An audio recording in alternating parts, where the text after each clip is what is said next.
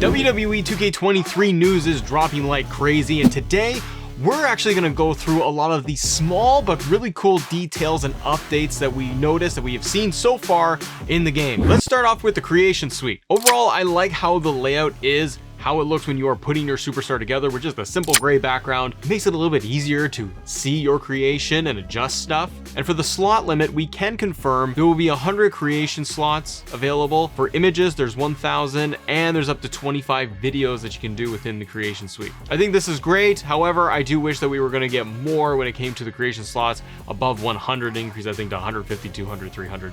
We're not going to get it, it's the same as last year, but aesthetically, the menu is looking a lot better. Sticking with creations, Advanced Entrance Creator is back in the game this year, and based on the screenshots we have here, it's looking really good. There's clips floating around of this, and I am very excited with how they have put this together. Number one, I will give them credit that the overall look and aesthetics is clean. I did not like how the Video Titantron Creator last year looked. I also found it slow and clunky. With Advanced Entrance Creation, we have all of these different options for the template, for the motions themselves to use existing superstars, the Money in the Bank motions we can change. The great ones are going to be the light show and the pyro. We can adjust the pyro, and from the 2K creators online that had early access to the game, they did say that you could increase the amount of pyro you're getting for an entrance. So if you want Cody to have even more pyro, you can. I think this is a small thing, but it's a great one that will add a lot more value to people, especially when they're doing their custom creations. They want to be able to make some really epic entrances.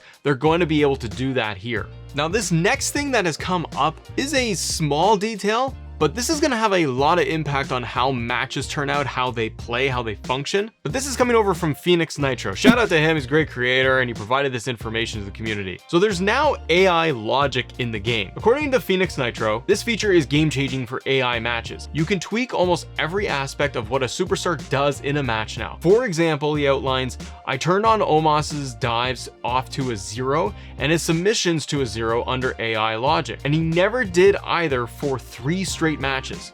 This is a huge thing, a small thing that may get overlooked by some, but a lot of great value in there because you can have the likes of giant superstars like Omos and change those sliders and turn them all the way down so he's never going to pull off a submission. This should add more realism to matches and allow people to get really technical with how each individual superstar plays. If you know that in real life a certain superstar does or does not do submissions, you can crank those up and down however you like, and the AI is going to adapt and react and act accordingly during this. So it's a huge win. Now, sticking with AI, there's another update that has come out that sounds really exciting, and that's to do with the Royal Rumble and the Elimination Chamber. So with your teams, there's a loyalty slider that you can adjust. The higher the loyalty within your faction or your team, the more that these superstars are going to work together during a Rumble or Elimination Chamber. Based on the footage here, you can see that the Usos are not fighting against each other or with Roman Reigns. They're sticking away from each other. A lot of creators today have confirmed that you can go through a long period of a match and they won't fight each other. They will wait until somebody else is coming in and they'll beat on that person. This is really great and a lot of fun for Rumble and for Elimination Chamber so that your matches make a lot more sense and you're not having Roman Reigns and Jey Uso necessarily fighting against each other. Or if you have the Judgment Day inside Elimination Chamber and they're starting off the match together, they're not going to go after each other. They're going to wait until the time comes for the next opponent to come in. Now, I've mentioned tag teams and factions. A cool update that's finally in here is that you create a faction and you can also create a tag team with the same people. We can have the Usos as a tag team that we've created, and we can also have the Bloodline with the Usos included. This was not possible in 2K22. You had to pick, and that really sucked. So I love this because it allows me to expand teams, expand factions out even bigger. I've mentioned the Usos and the Bloodline. Great thing that we can confirm, double title entrances for tag teams is in the game. Shout out to Smack Talks for this footage here. And just briefly, you can see that the Usos are coming out with both tag team titles. What's great is that it is their unique tag team entrance with the titles. This gives me hope that when you assign double titles to any tag team, that they're essentially going to come out with one set of belts around their waist and do their normal tag team entrance motion. But I love this. Double title entrances have been wanted back in the game for so long for people. We're getting it with singles stars, we're getting it with tag teams now, and that's a really good win. Another win is going to be the models that are fixed. We've had a lot of early build footage that has come out over the past like 2 months. And some of it has looked just kind of is rough. Some of it's been rough. The main one that was like the roughest looking was going to be Lita. We ripped that thing apart. The community went crazy online that her face model looked terrible. Well, we can confirm that that has been updated and fixed. And I'm bringing up just Lita because it is one example where we've seen, ooh, this superstar didn't look great in the earlier builds.